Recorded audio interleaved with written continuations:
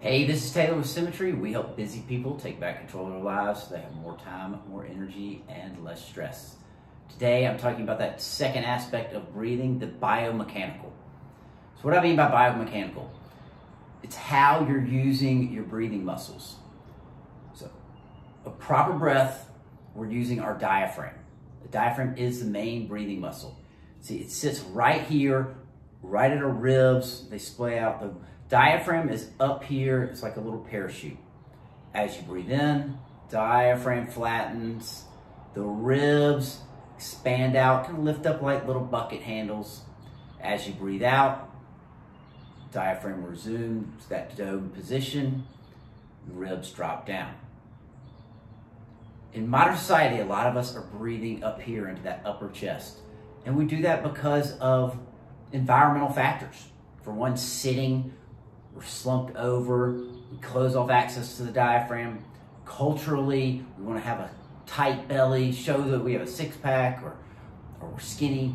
And even as we're children and we're going to the doctor and the doctor tells you to take a breath, sticks that stethoscope up here, typically go to that vertical breathing pattern. When we're breathing vertically, up and down our shoulders, we're taxing secondary respiratory muscles in our neck and shoulders. That's why you might have a lot of tightness in those areas. What that's also doing is that that's stressing your body. It's putting you in that sympathetic fight or flight zone, releasing the cortisol and stress hormones.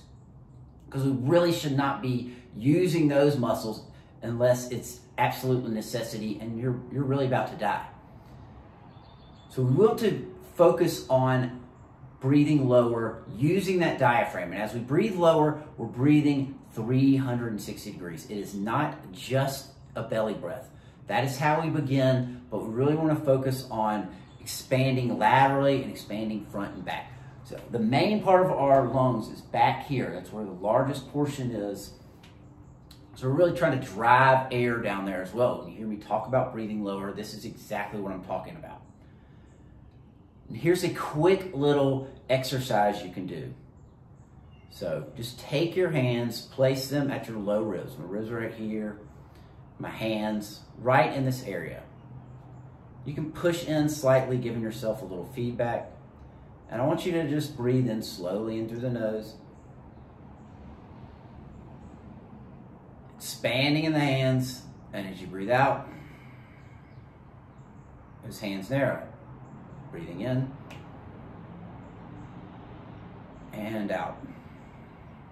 As you see, my shoulders are stable. And I want you to do this one in front of a mirror and watch your shoulders. Focus on breathing laterally 360 degrees and keep those shoulders stable. Now, the other big thing about the diaphragm is it's our center of gravity. It protects our spine.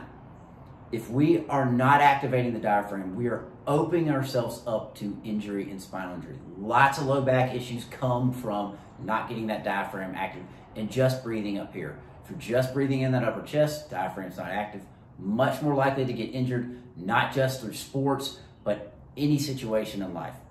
If you're not breathing well, you're just not moving well. So go ahead and try that out. Just give yourself 5 breaths, standing nice and tall, breathing in, expanding that belly, expanding the hands, breathing out, let them narrow, and keep those shoulders stable. I'll be back next week and we'll talk about the psychological aspects of breathing. Hope everybody has a good day and a good weekend. See you guys later.